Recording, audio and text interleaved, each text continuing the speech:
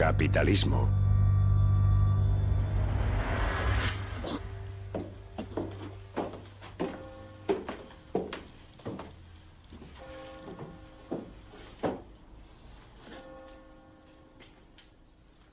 Adam Smith se mudó a esta casa en 1778, 2 años después de la publicación de La riqueza de las naciones. Es bastante probable que esta sea la chimenea de la habitación en la que Adam Smith vivió el momento más desastroso de su carrera intelectual.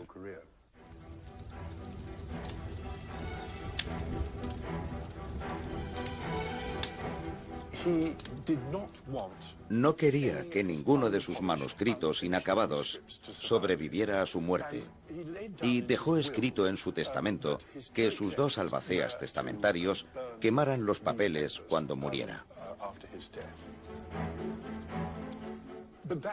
Pero eso no era suficiente, así que días antes de morir los convocó y les dijo: «Quiero que lo hagan ahora». Se sentaron frente al fuego y quemaron de forma sistemática todos sus manuscritos inéditos.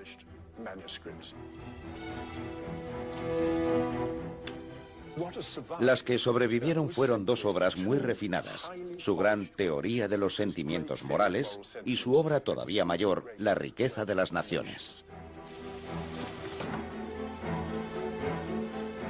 La riqueza de las naciones, que sobrevivió al fuego, se ha presentado a lo largo de los siglos como el libro fundacional del sistema de libre mercado. Muchas de las notas de Adam Smith se destruyeron en el fuego, lo que solo nos deja el libro y las interpretaciones que de él han hecho aquellos que lo han usado para promover la estrecha visión del mercado como una ciencia. La riqueza de las naciones. ¿El nuevo evangelio? La historia de La riqueza de las naciones como libro es, de hecho, bastante interesante.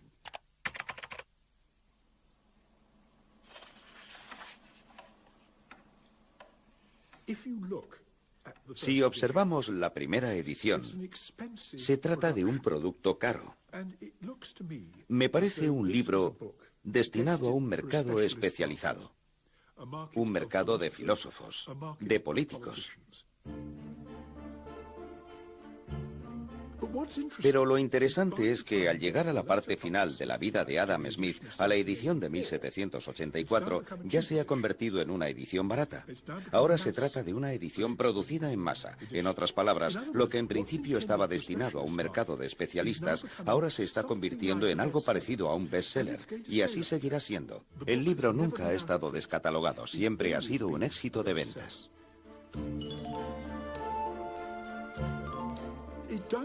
La pregunta es, ¿qué hace que un libro pensado para especialistas se convierta en un éxito de ventas? Creo que, en parte, parece como si Adam Smith hubiera hecho lo que hizo Newton por las ciencias naturales.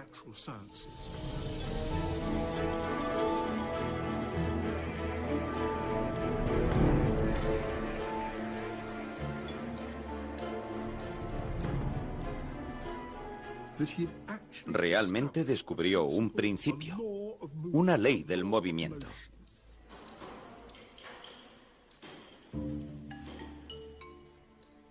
Creo que Adam Smith sentó el precedente conceptual de la teoría moderna de la economía, los individuos que interaccionan con los mercados.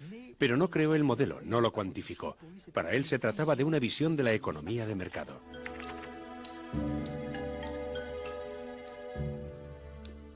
La revolución llegó a mediados del siglo XIX, cuando los economistas aplicaron las herramientas de la física newtoniana a la economía, hasta el punto en el que la ilusión consistía en encontrar el equivalente de las leyes físicas en la economía.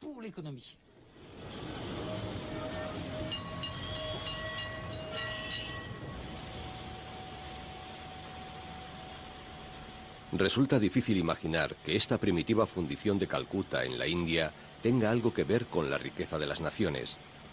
Pero aquí, el trabajo sigue el primer principio del libro de Adam Smith, la división del trabajo, un principio que después de su muerte se ha elevado a ley científica. Una de las características de las sociedades que conocemos es el intenso grado de especialización que tiene lugar. Desde los empleos más especializados y complicados hasta los más sencillos.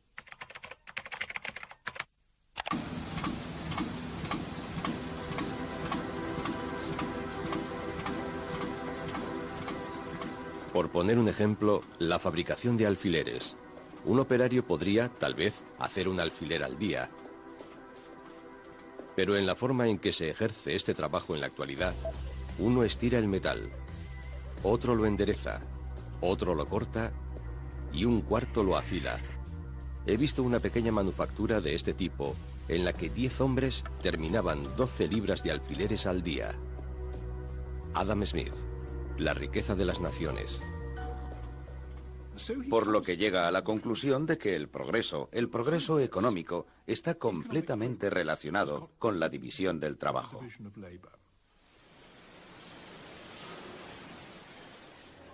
No es de extrañar que la división del trabajo haya sido considerada como el equivalente de una de las leyes de Newton. Después de todo, ha sido el motor de la creación de riqueza usado para manufacturar casi cualquier producto conocido, desde un sofisticado iPad a un sencillo lápiz. Para los seguidores de Adam Smith, la división del trabajo se ha convertido en el pilar fundamental de la economía de libre mercado. To enable millions of people to cooperate peacefully together, we need to understand how it is that a free market works. I know no better way to bring this out than by a very simple example called I the Pencil. This is the only prop I have for this TV show. As you can see, it's a plain yellow pencil. There's nobody in the world who knows how to make a pencil. Now that seems like a silly thing to say, isn't it? This is just the most obvious thing. It's only a piece of wood with something black in the middle and a little red tip at the end. What do you mean nobody knows how to make a pencil? Well, suppose you were to start to set out to make a pencil.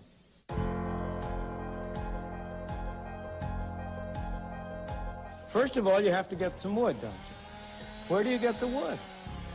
You have to go to the Pacific Northwest, probably, and cut down some trees. How do you cut down some trees? You have to have some saws to cut it with. Where do you get the saws? You have to have some steel. Where do you get the steel? You have to have a steel mill. In order to have the steel mill, you have to get the iron ore, and you can add all the rest. But that's only the beginning. This black stuff in the middle that we call lead isn't lead. It's graphite, I think. I'm not absolutely sure. And I am told it comes from some mines in South America. Now, this little red tip at the top, that's rubber. Where's it come from? Well, the major source of natural rubber is Malaya. But the miracle of this pencil isn't that nobody knows how to make it. The miracle of the pencil is how did it get made? What is it that has enabled this little elementary transaction to take place? Now, how is that brought about? Is there some commissar sitting in some central office who is sending out orders to these people in Malaya, to these people in South America, to the people in Washington? How is it that they are led to cooperate with one another? These thousands of people who have been led to engage in this simple transaction, not one of them has been forced to do it. Nobody has had a gun to his head. They've all done it. Why? Because each one of them thinks he's better off in this transaction.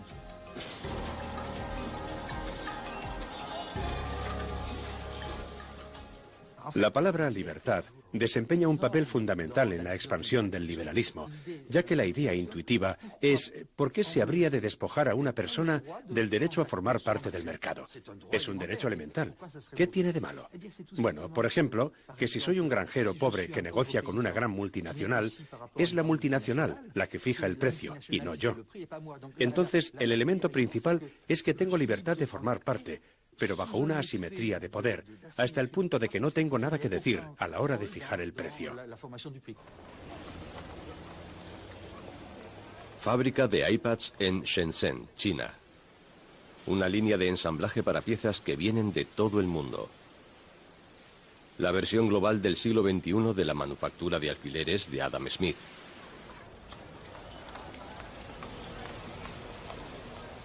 Hay 250.000 trabajadores en esta fábrica y producen cerca de 10.000 iPads al día. ¿Pero podemos decir que los trabajadores que los fabrican son libres? Trabajamos en una línea de ensamblaje. Es lo que hacemos. Es algo muy mecánico. Tenemos que probar los aparatos. Es un trabajo muy aburrido.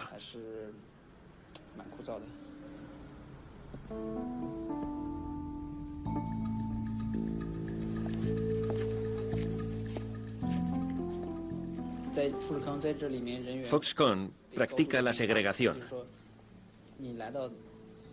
La gente de la misma región puede trabajar en el mismo lugar, pero no podemos vivir juntos. En la ciudad, las personas están separadas las unas de las otras.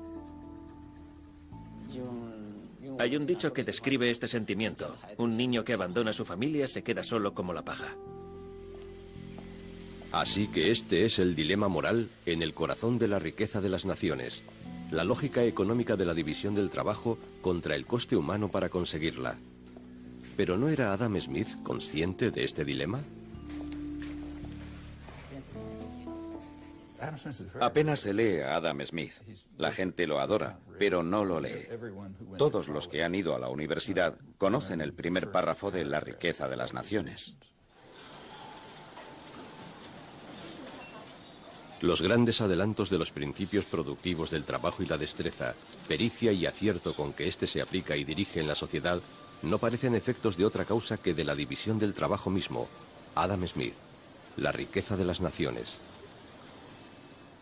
No demasiada gente ha llegado a la página, no sé, 400 y pico, en la que apunta que la división del trabajo es algo monstruoso.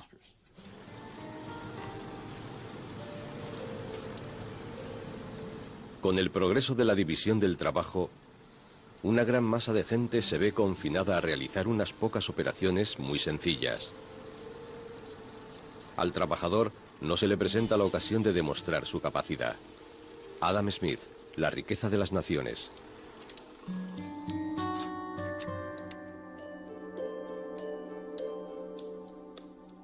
Convierte a la gente en las criaturas más estúpidas e ignorantes que una persona pueda llegar a ser. La persona se convierte simplemente en una máquina.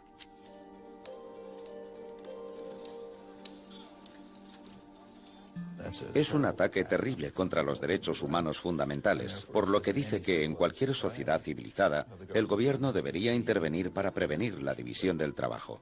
¿Cuántas personas han llegado tan lejos? La revolución industrial se fundamentó en la creación del sistema de fábricas, con maquinaria a gran escala y, por supuesto, con un proceso de trabajo.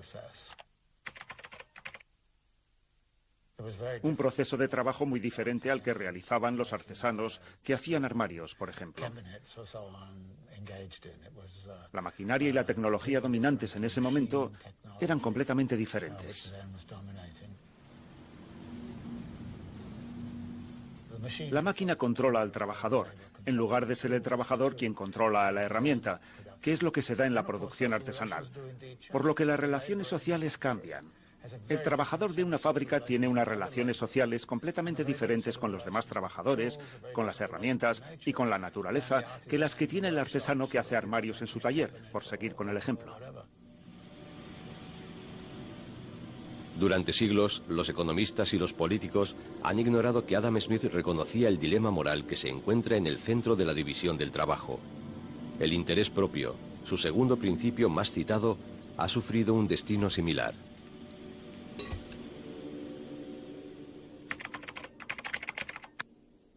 Please welcome the Nobel laureate in economics, Milton Friedman, right?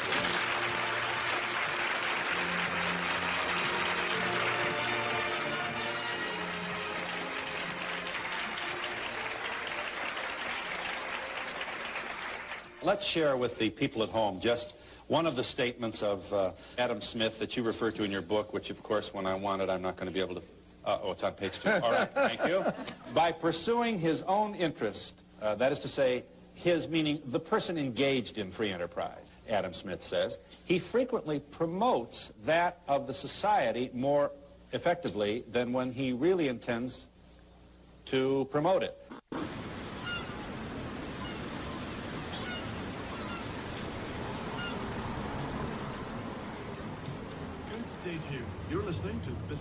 Adam Smith consideraba el interés propio la fuerza motriz de la economía. ¿Pero sabemos a qué se refería realmente con eso? Para averiguarlo, antes tenemos que explorar la época en la que vivió. Adam Smith es hijo de la revolución científica y su fe en el progreso.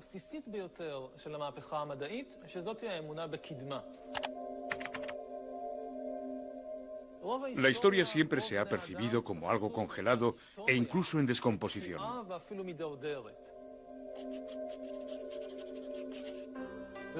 En términos económicos, este concepto de la historia congelada ha propagado el credo de que la riqueza del mundo no puede aumentarse, que es algo fijo como un pastel. Se puede cortar el pastel de muchas formas diferentes, pero el beneficio de uno siempre se dará a costa de la pérdida de otro. En otras palabras, la economía es un juego de suma cero.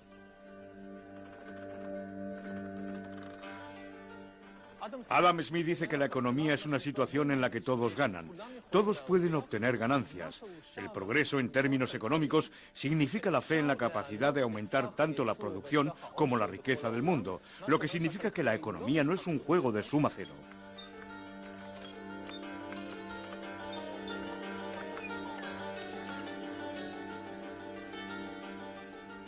Esta es la base de la idea más importante de Adam Smith, que no es económica, sino moral, que el egoísmo es altruismo.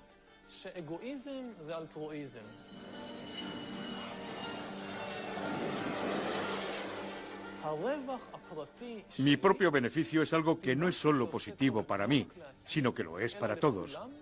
Aumenta el pastel de la riqueza global, lo que permite que más gente disfrute de ella.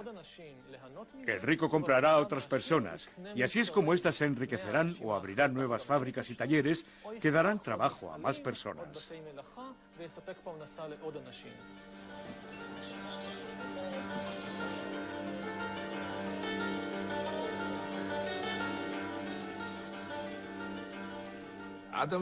Hay un famoso pasaje en La riqueza de las naciones. Es algo así como, bueno, lo estoy parafraseando, pero es, gracias a que los panaderos y los carniceros quieren ganar dinero, nosotros podemos tener cena.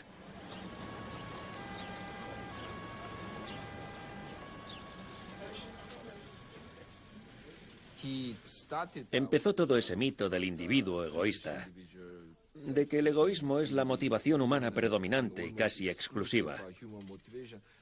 Hay que reconocer que Adam Smith era en realidad un poco más sofisticado que sus seguidores.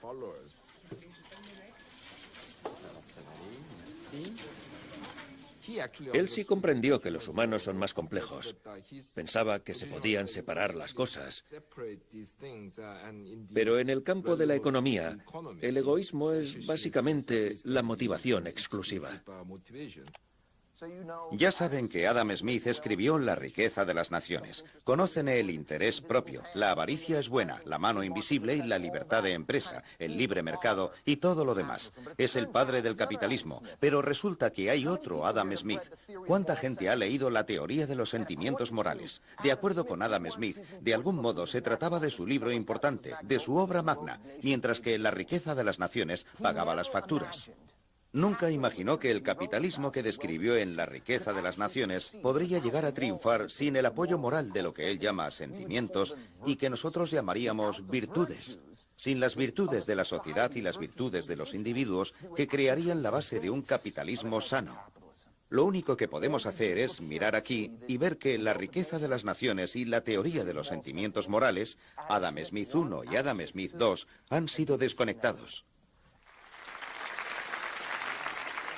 When you see around the globe the maldistribution of wealth, the desperate plight of millions of people in underdeveloped countries, when you see so few haves and so many have-nots, when you see the greed and the concentration of power within, did you ever have a moment of doubt about capitalism? Tell me, is there some society you know that doesn't run on greed? You think Russia doesn't run on greed? You think China doesn't run on greed? What is greed? Of course, none of us are greedy. It's only the other fellow who's greedy. The world runs on individuals pursuing their separate interests. We'll be back in just a moment.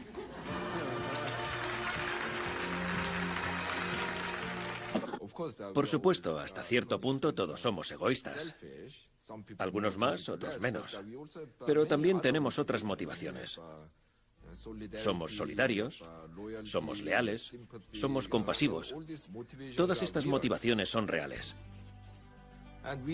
Tenemos que diseñar un sistema que aproveche esas complejas motivaciones humanas. Porque si empezamos a asumir que todos somos egoístas, que todos buscan promover su propio interés, habría que sospechar de todos. Habría que observar a todos todo el tiempo. Y el sistema se pararía en seco. The great achievements of civilization have not come from government bureaus. Einstein didn't construct his theory under order from a bureaucrat. Henry Ford didn't revolutionize the automobile industry that way.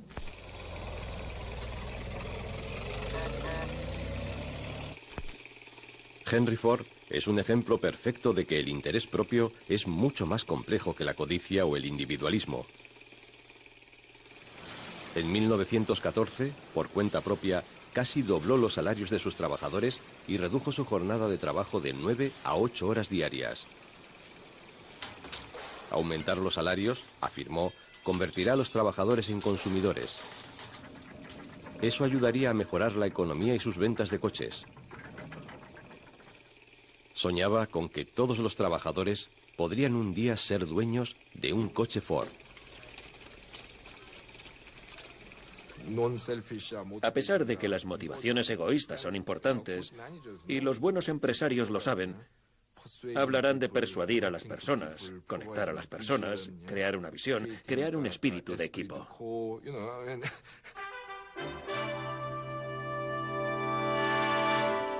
Tonight we focus on an apple. Apple the computer, not the fruit. It is Jobs that provides the main inspiration and philosophical direction for Apple. What Apple is it's an environment where we can attract the best and the brightest people to come together and sort of have a common vision about how we can change the world. Así es como los gestores reales se ocupan de la economía. Pero los economistas no lo entienden y siguen diciendo que todo el mundo es egoísta y que tenemos que diseñar el sistema de acuerdo con eso. Lo que significa que hay que dar libertad máxima a todos y creen que esto, de algún modo, dará unos resultados sociales óptimos. ¿Cómo se ha transformado el sutil concepto de Adam Smith del interés propio a lo largo de más de 200 años en un sistema económico global regido por la avaricia? Todo empieza con la separación del Adam Smith I del Adam Smith II. Y con la transformación de la riqueza de las naciones en ciencia.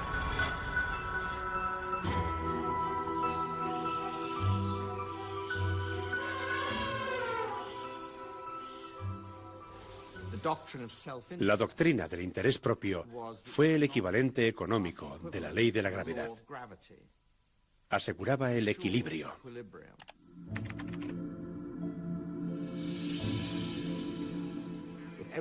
Si todos fueran libres de perseguir su interés propio en los mercados, se conseguiría un equilibrio óptimo, el equivalente al equilibrio de los cuerpos naturales cuando se mueven en libertad. Creo que la analogía con la física fue muy fuerte. Lo que pasaron por completo por alto fue cómo se comportan en realidad los humanos.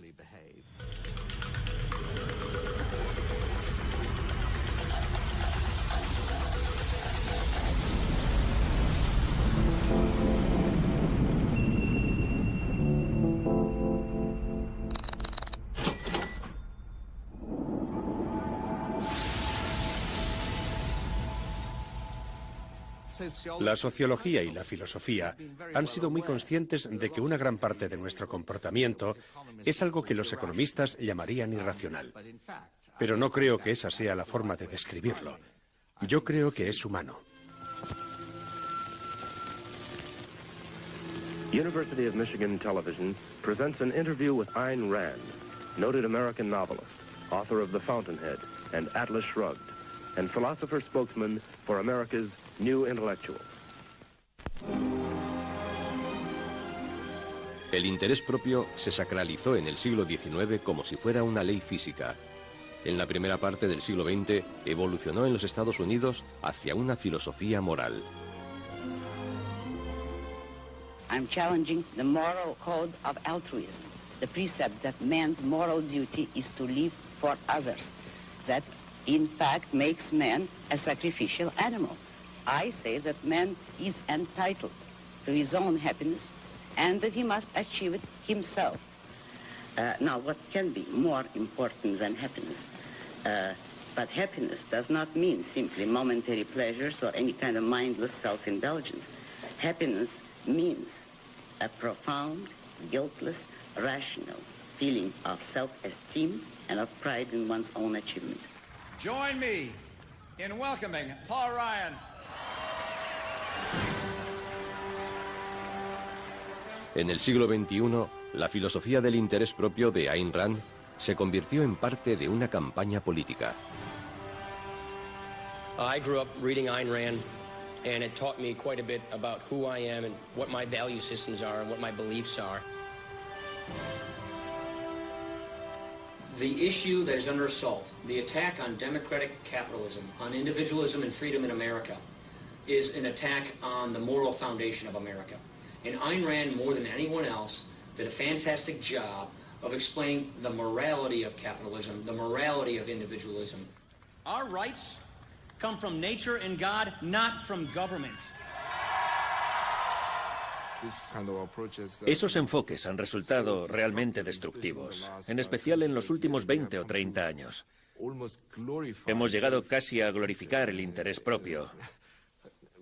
Hemos llegado a creer que todas las demás motivaciones, todas las demás emociones, todos los demás valores morales son, de algún modo, secundarios, que son, de algún modo, para gente estúpida, que son, de alguna manera, para seres inferiores.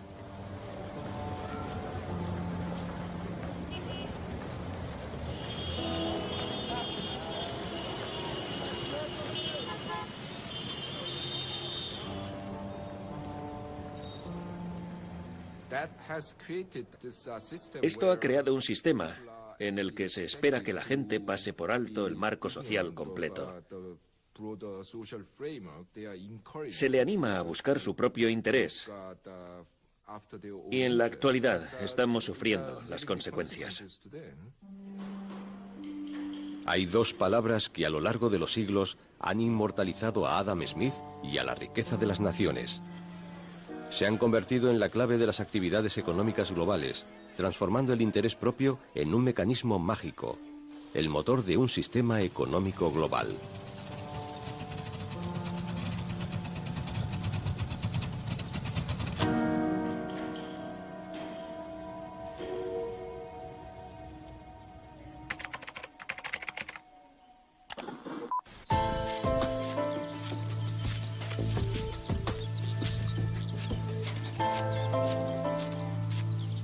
The invisible hand is a phrase that was introduced by Adam Smith in his great book, The Wealth of Nations, in which he talked about the way in which individuals who intended only to pursue their own interests were led by an invisible hand to promote the public welfare, which was no part of their intention.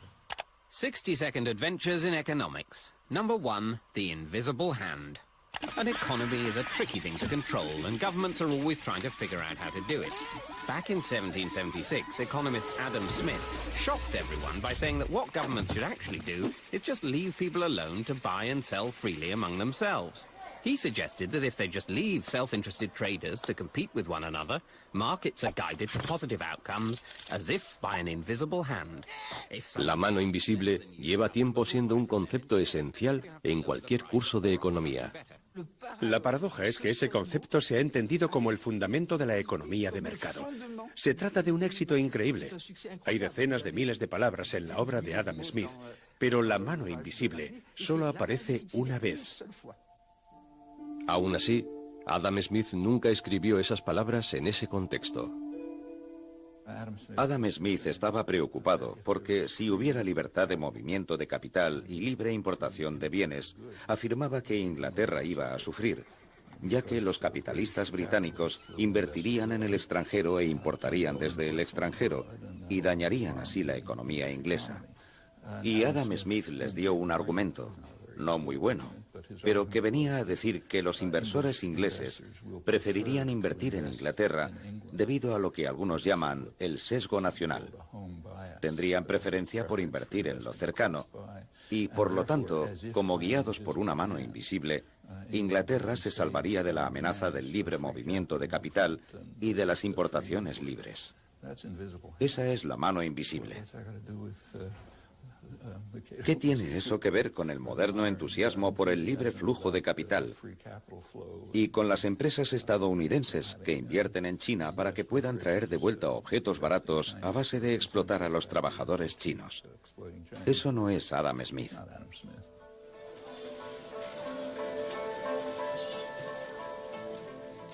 La mano invisible se ha convertido en la forma definitiva de luchar contra la presencia del Estado en la vida económica y librarse así del feudalismo. Pero en la actualidad se reactiva para intentar acabar con el estado del bienestar y la fiscalidad progresiva y para decir que los actores se deben regular a sí mismos. Es una reinvención de la tradición.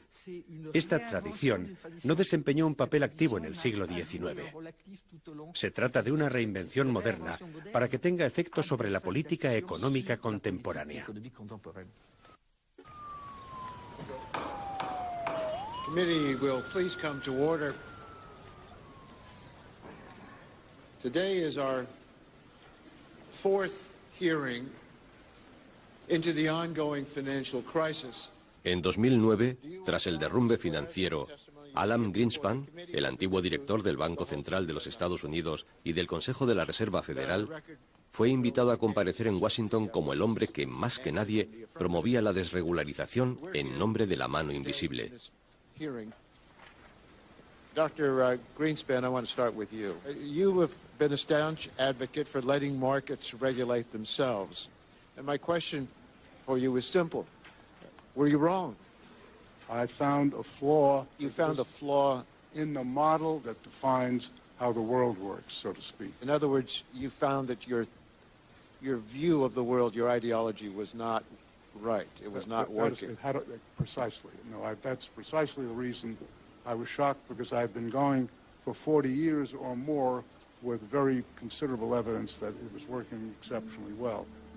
¿A qué modelo se refería? La carrera intelectual de Alan Greenspan empezó con Ayn Rand. Se contaba entre sus discípulos un ferviente creyente en su teoría de la supremacía de la racionalidad. It is only since the Industrial Revolution, the birth of a free society, the society of capitalism, that there was a new class of men, which is the free producers of material goods, the businessmen, the industrialists. That is the man who lives by means of reason. That is the man who, in his psychoepistemology, is not guided by his immediate perceptions nor by his emotions, but by logic, by his concepts, by reason. That is the man whom I call the producer.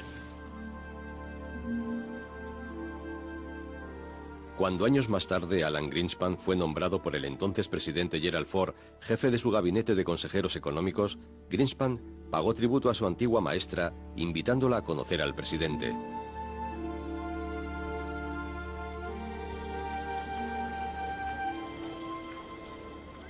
Tres años antes de la debacle financiera, Alan Greenspan visitó Kirkcaldy, el lugar de nacimiento de Adam Smith, para conmemorar al gran pensador. Apenas podemos imaginarnos, dijo Greenspan, que la impresionante cantidad de transacciones internacionales que tienen lugar en la actualidad producirían la relativa estabilidad económica que experimentamos en nuestro día a día si no estuvieran guiadas por una especie de versión internacional de la mano invisible de Adam Smith. In recent decades, a vast risk management and pricing system has evolved, combining the best insights of mathematicians and finance experts. The whole intellectual edifice, however, collapsed in the summer of last year.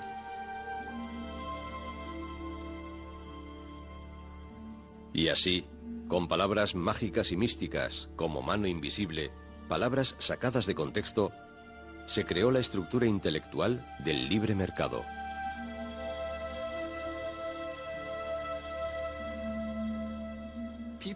La gente, por supuesto, tiene diferentes puntos de vista sobre si el libre mercado es deseable.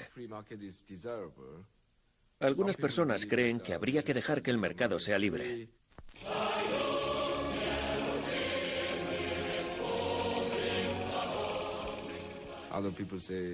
Otras personas dicen que los mercados libres no son demasiado buenos y que habría que intervenir en ellos para asegurar la justicia social y la equidad. Pero en realidad, la mayoría de la gente aceptaría que existe una cosa llamada libre mercado. Puede que no te guste el libre mercado, pero sabrás reconocerlo cuando lo veas. Ese es el mayor mito del capitalismo.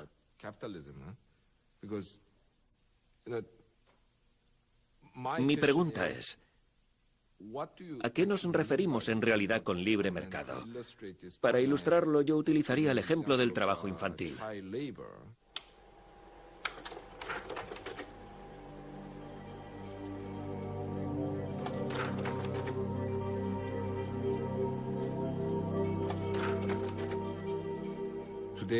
En la actualidad, en todos los países ricos, el trabajo infantil está restringido.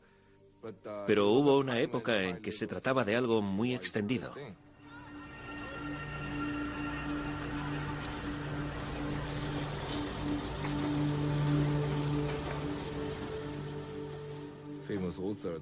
El famoso escritor Daniel Defoe, en la década de 1720,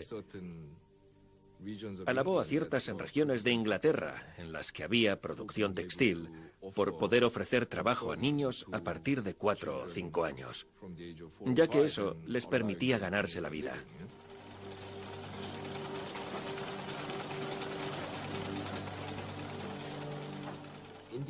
A principios del siglo XIX, un grupo de reformistas sociales llevó a cabo en el Parlamento británico el primer intento serio de regular de forma oficial el trabajo infantil.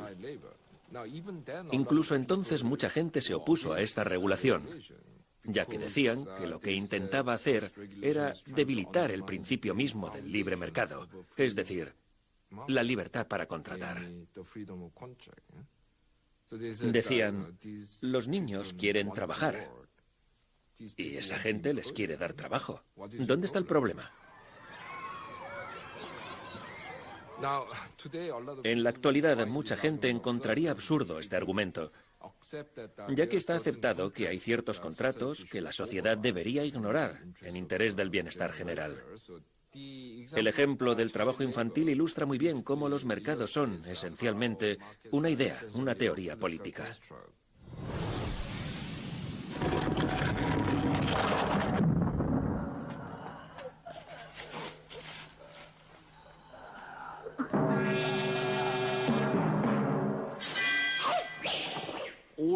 Todos los mercados están basados en una gran cantidad de normas. Yo lo relaciono con las cuerdas de piano que los expertos en Kung Fu usan en las películas de artes marciales de Hong Kong.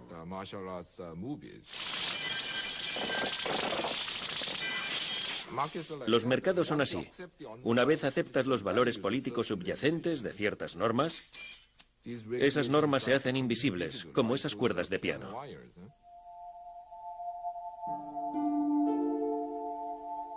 ¿Recordamos la esclavitud? Se trataba de un auténtico libre mercado, sin las cuerdas de piano, en el que la única idea eran las ganancias y las pérdidas. Un mercado que una vez fue aceptado de forma extendida como la norma.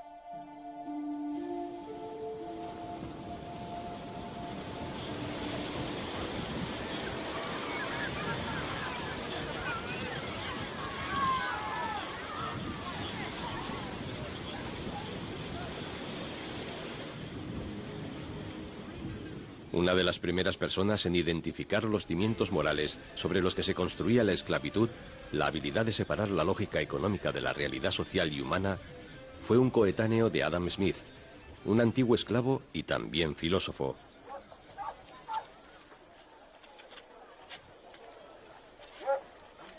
Está enterrado aquí, en Shama, Ghana, a la sombra de una antigua fortaleza de esclavos. Nos hemos reunido alrededor de esta tumba para agradecer a Dios por habernos dado a este maravilloso filósofo.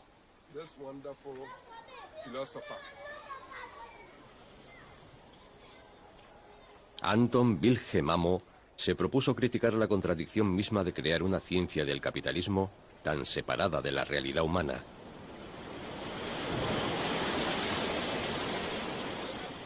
El viaje de Amo empezó, como el de tantos otros antes que él, en un barco de esclavos saliendo de África. Entre los esclavos que llegaron, entre la gente que era transformada en mercancía, había gente que venía de alguna de las cortes.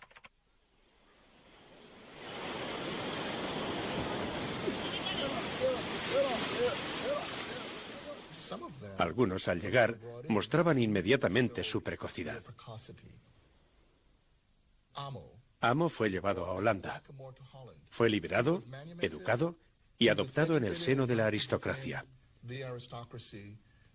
Recibió educación hasta el punto de lograr 2 doctorados, uno en Derecho y otro en Filosofía, y enseñó dentro del sistema universitario alemán.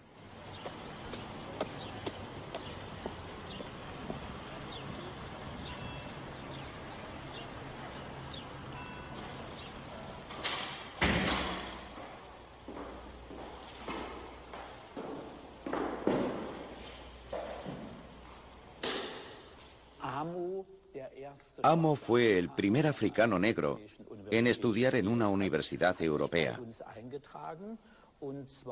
Se matriculó con el número 488 el 9 de julio de 1727.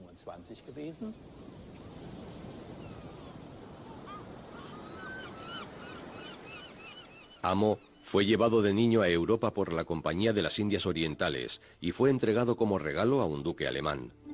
El duque lo liberó y le proporcionó formación.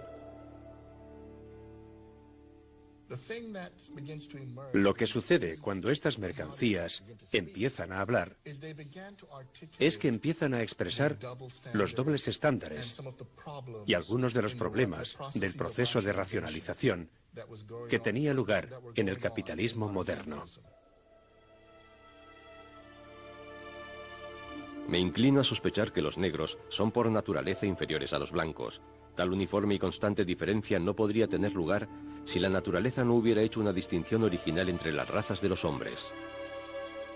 David Hume, filósofo, compañero intelectual de Adam Smith.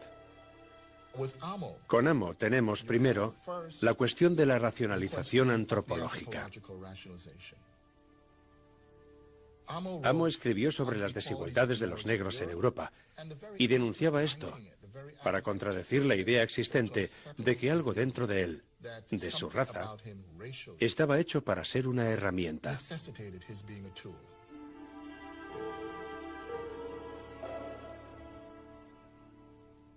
Como sabemos, René Descartes, el famoso filósofo francés, describió la realidad como algo dual, dividido en mente y cuerpo.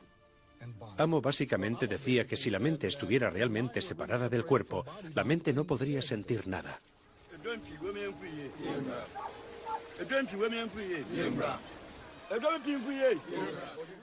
Amo empezó a tratar el problema de cómo la racionalidad y la razón se usaban irónicamente contra la realidad y la razón.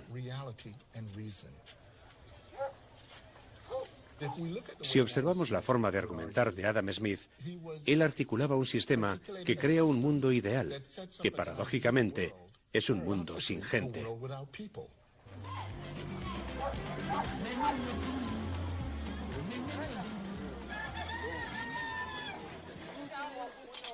La gente tiende a querer ser libre. La gente tiende a tener valores. La gente tiende a no ser del todo predecible.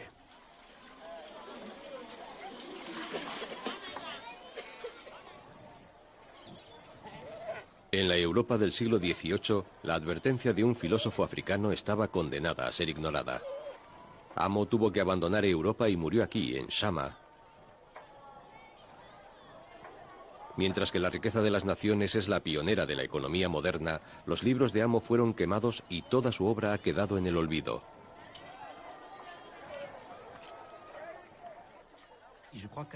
Creo que Adam Smith empieza a pensar, como lo hace la economía después de él, en un mundo que es parcialmente virtual, que está parcialmente desconectado de todos esos elementos de violencia.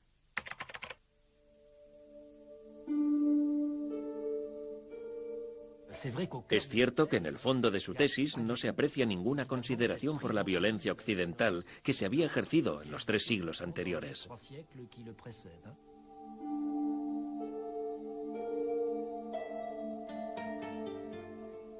Durante la época de Adam Smith, el capitalismo mostraba su cara desagradable a través del comercio de esclavos, lo que estaba motivado por la indiferencia hacia los esclavos. El trabajo esclavo solo se veía a través de un prisma puramente económico. Solo interesaban los números, las pérdidas y las ganancias. Hoy no existe la esclavitud humana, pero vemos exactamente el mismo proceso con la actitud hacia los animales. The footage you're about to see was recorded with a hidden camera at Highline Hatchery in Iowa, the world's largest hatchery for egg-laying breed chicks.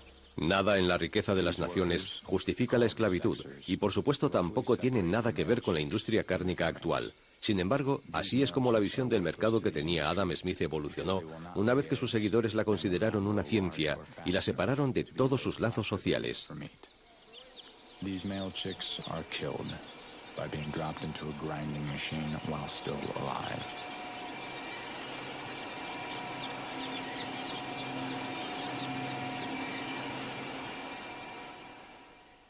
En la industria cárnica o en la de los huevos o en la láctea, la gente se pone una venda. Todo está formado por números. Todo es pérdida o ganancia. Stock, porcentaje, oferta y demanda. Pero nos olvidamos de que estamos tratando con seres vivos. Here a worker uses a hot cautery device to painfully burn off the calf's horns. A common dairy industry practice known as disbudding. No anesthesia was used to reduce the calf's pain during this harsh and invasive mutilation. Nadie repara en ello. Ninguno de los que abren la nevera para sacar la leche que van a echar en el café piensa en cómo se ha producido la leche. No hay odio.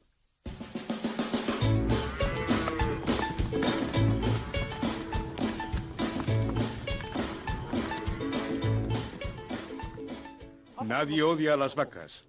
Normalmente el cartón de leche lleva una ilustración de una vaca sonriente. Nos gustan las vacas felices. No queremos que lo pasen mal. Simplemente no pensamos en ellas. Y lo que nos permite no pensar en ellas es la forma en que la economía capitalista está estructurada.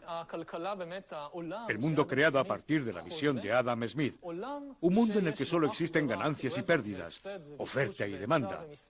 Y números separados de todas las preguntas y criterios sobre la moralidad o la religión.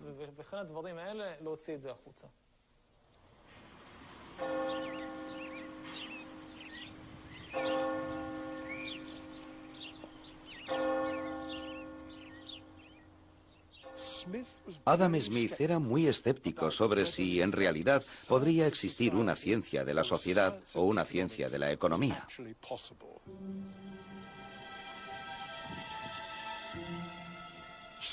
Adam Smith habla siempre con cautela sobre cómo se debería implementar el libre mercado.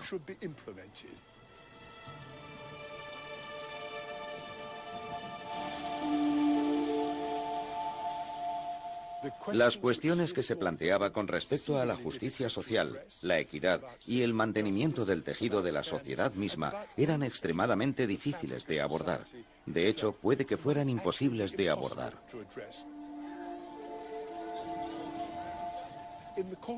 Con el discurrir de la historia, hemos perdido todo ese pensamiento sobre las dimensiones políticas y éticas del progreso en favor de una mera economía de mercado.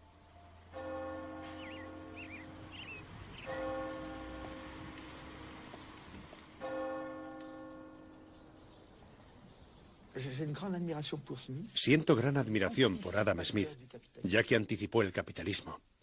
Anticipó el carácter revolucionario de la división del trabajo, que está en proporción al tamaño del mercado. Veo a Adam Smith adelantado un siglo a los demás teóricos. Todos sus seguidores estaban un siglo o un siglo y medio por detrás de él. Aun a riesgo de exagerar, la actual corriente de la teoría neoclásica va un siglo por detrás de él.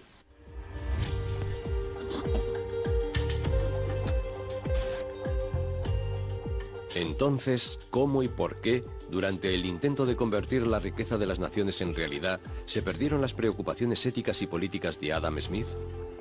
La avaricia ganó y las sociedades se reestructuraron siguiendo la lógica del mercado.